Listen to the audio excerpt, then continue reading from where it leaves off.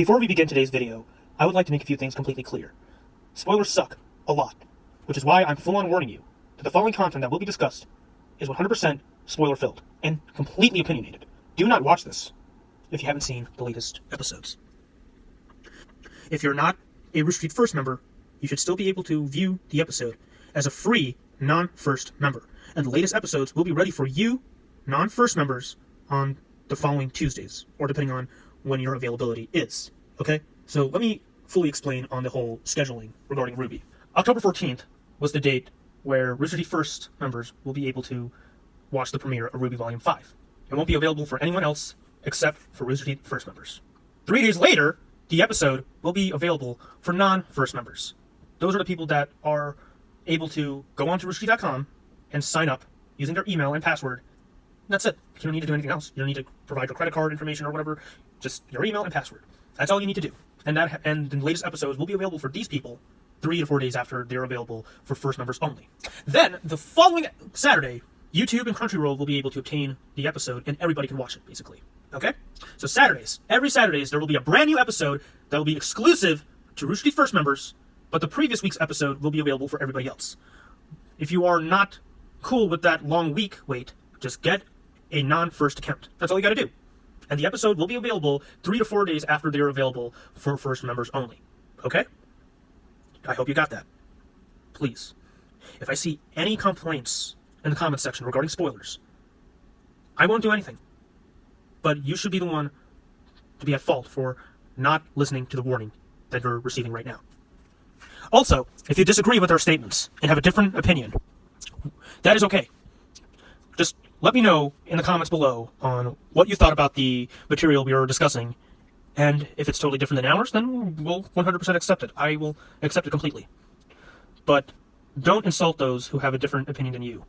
We all have different opinions. That's the point of criticism anyway. That's the point of life. We're all different, so let's try not to start a flame war over differing opinions, okay? So thank you so much, and I hope you enjoy the video.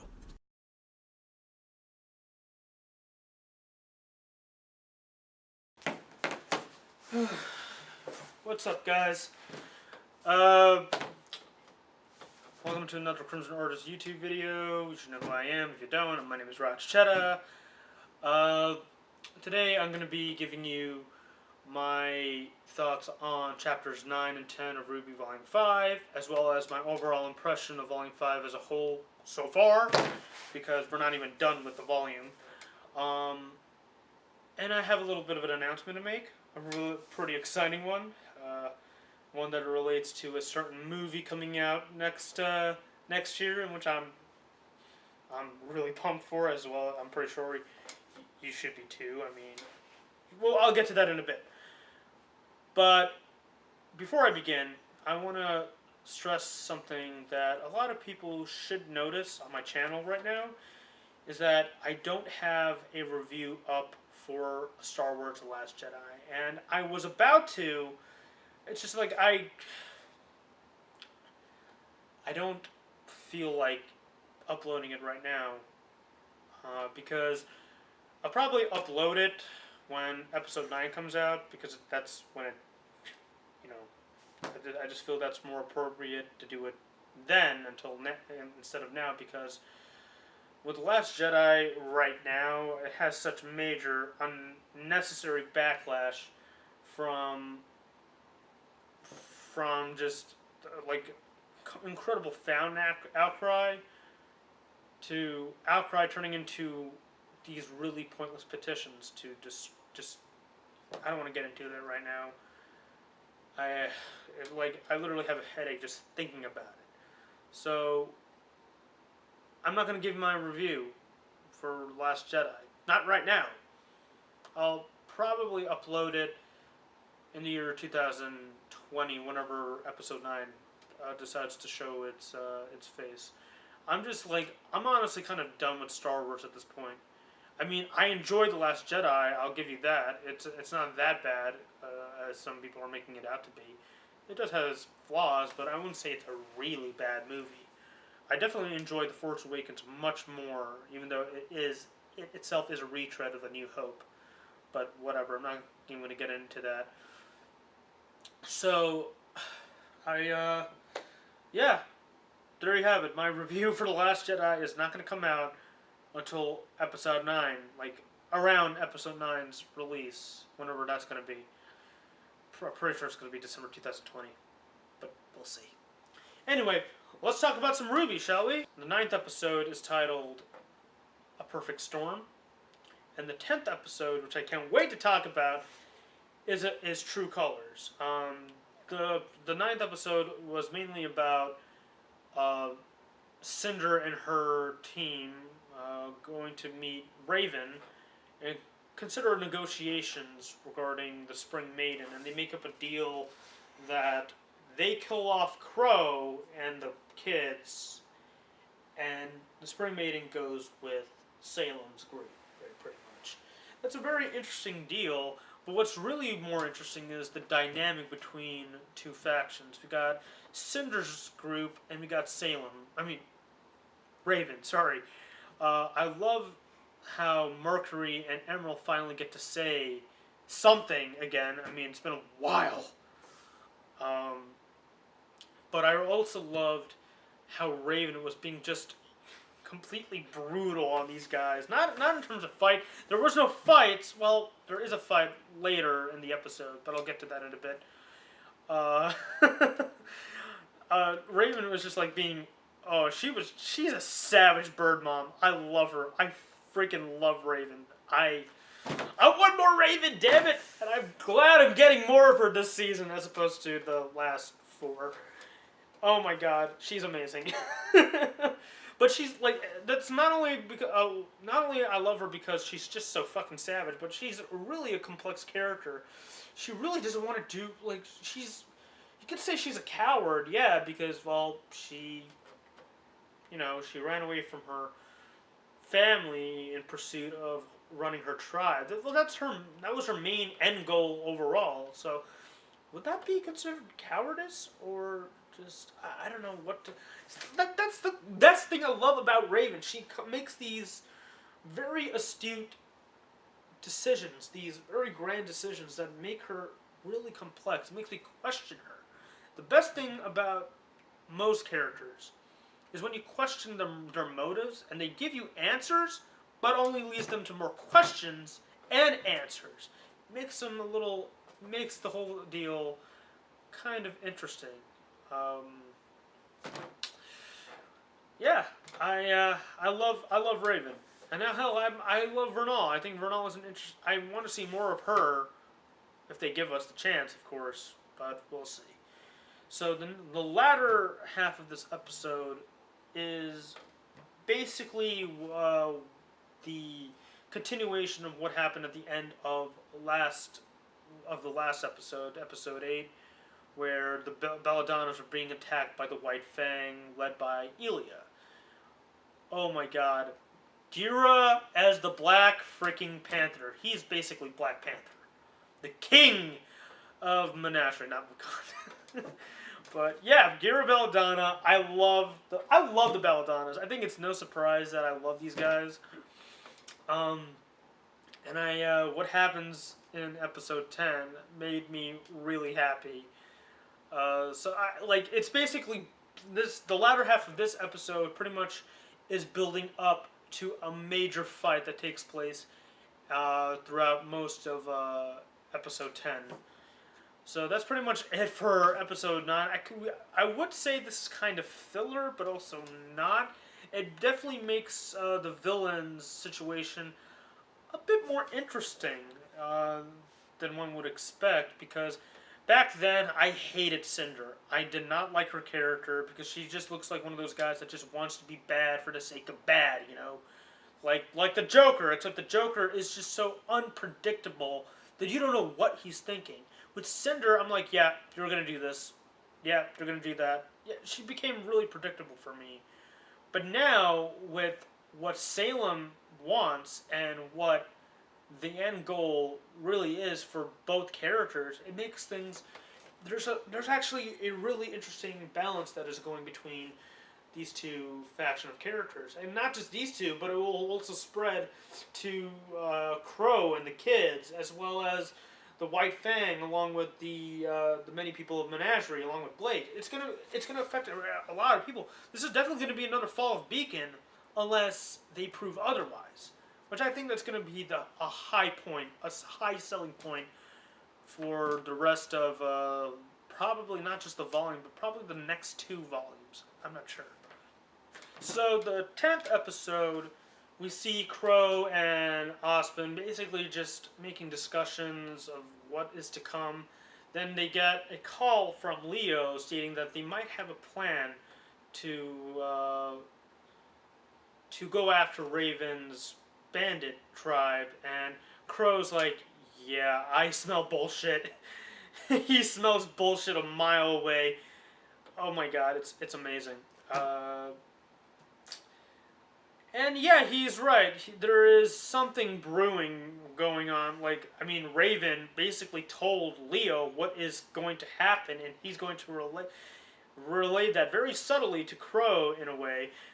I can't wait to see what comes up. That's gonna be exciting for what is to come. So, pretty much, they're just assembling Crow and Ospen requires Ruby to assemble everybody to get ready for what is to come. I can't wait to see what happens.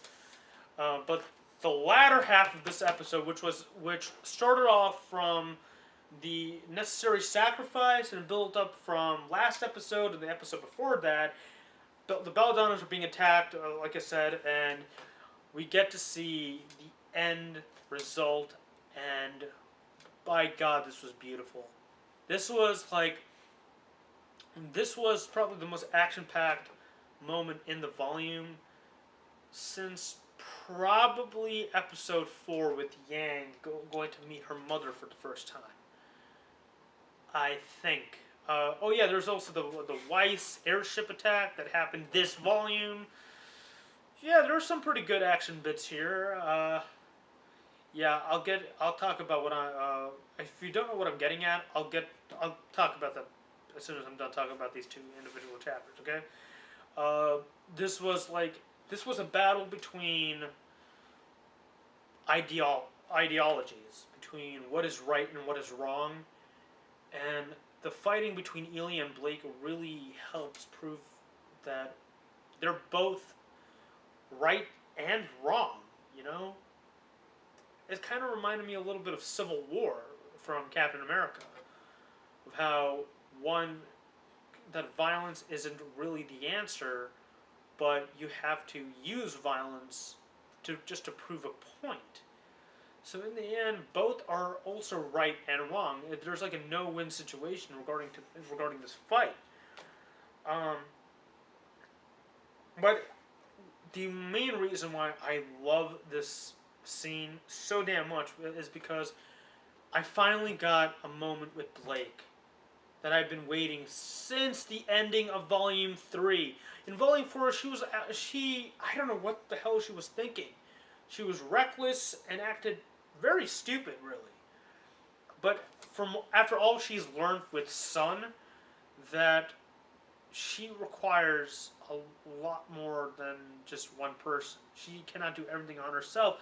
She needs people. She needs support. She needs her family. She needs her friends. She needs Ilya, in a way. And with what she said, Ilya asked, "Why don't you just run away?" And Blake responds, "Because I run away too much." Thank you! Thank you! I was waiting for a moment like that! And I got it. I absolutely got it. I love Blake. I was like so close to hating you. But no, you redeemed yourself. Thank God! Thank freaking God for that.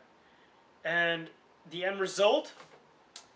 One of the Fox twins gets smushed like a pancake. Where's Nora when you need her? And the other gets sent away in a holding cell. Probably even much worse because I hate those guys. Those are creepy individuals. The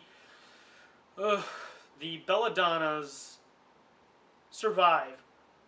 Kali survives! Gira survives! No need for any riots! Holy crap! They defied expectations because they were building this up so much. I think it's because, like, when you announce that someone is going to die through characters, like, one character is going to announce that, okay, these guys have to die, kill them off. And in the end, they don't really die. That's, yeah. Because if I recall in Volume 3, no one announced that someone was going to die. It all just came sporadically, you know? So, yeah. But no one died in Volume 4, and we were so close to having Renora get killed off, but no, they still live. So that's kind of interesting, don't you think? So yeah, these last two chapters were pretty damn good, especially the 10th. The 10th was fantastic. We got to see the Belladonna survive, and she finally... Blake has a Caesar moment. Faunus, together, strong. Oh God, I can't wait to see what happens next regarding Blake. They finally nailed Blake. Thank God. Don't screw it up, Rooster Teeth. Don't kill off the Belladonnas yet. Just yet. We need more.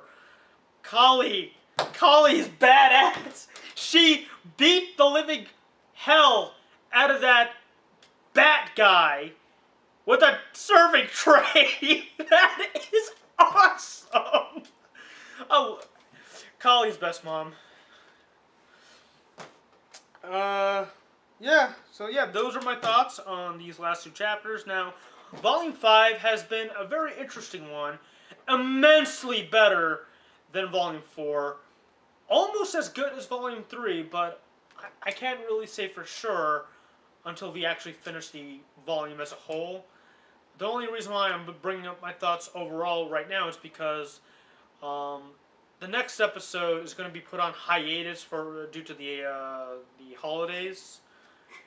Team Kruby deserves more than just a pat on the back. You know, they deserve a lot more because they put so much hard work these past 10 weeks. My God, it's been 10 weeks! And they done nothing but deliver and deliver. He would be proud, honestly. I don't think he would. Yeah. So, I love how this is more of a character-driven volume. And a lot of people say that there's not much action, or the choreography is not as good as, say, when Monty was around. Well, obviously, Monty, like, it's still his show. It's still his baby. It's just put in a different light now because of things change. Everything's not going to be the same. And yeah, it sucks to see that happen, but you gotta bear with it. You know, it's not like things will always be the same. It's not going to go away. You know, it is going to be the same. It's not going to go away, but things have to change. They have to evolve. Even the fighting, it does have to evolve. Even if it's choreography you don't really appreciate. If you don't like it, that's fine. I'm just here for the characters now. I think they finally got their footing in the right place. Yeah, I think they're doing a lot better than they have done in Volume 4. Volume 4, like, there was a lot of promises, but failure to deliver said promises. And I think they're finally delivering it in a way that makes me satisfied. Most episodes, aside from a couple, have been relatively long. And I don't mind that, honestly. We could use more action, sure, but I think, like, I'd rather have more character than action. Character development than action sequences. Because, like, when Man of Steel came out back in 2013, it had great action, but a little too much action, you know? And that's what disappointed me about Man of Steel, is that, like, I wanted to have time to get to know these characters, this new version of these, you know. But I got more action than I. Starting in January, the first week of January, when I come back, I'm actually going on a vacation with my family for 2 weeks, and I'm gonna have to put off review making within that time. But when I come back, I will go back to making RWBY reviews, movie reviews, of course, and I'm starting a new series of reviews on my channel. I'm going to review every movie in the Marvel Cinematic Universe, starting with the first Iron Man. I can't wait to talk about every single one of these movies leading up to Avengers Infinity War. It's going to be a lot of fun, guys. I'm super stoked. So, let me know what you thought about these last few, of Volume 5 as a whole. What did you think of the 9th and 10th episode of Volume 5? Are you excited for Infinity War? I was more hyped for Infinity War than I was with Star Wars, honestly. But hey, Fuji's over. Thank you so much for watching. Hit like, subscribe, please comment if you can, letting me know what you thought on the following content that is being discussed in this video.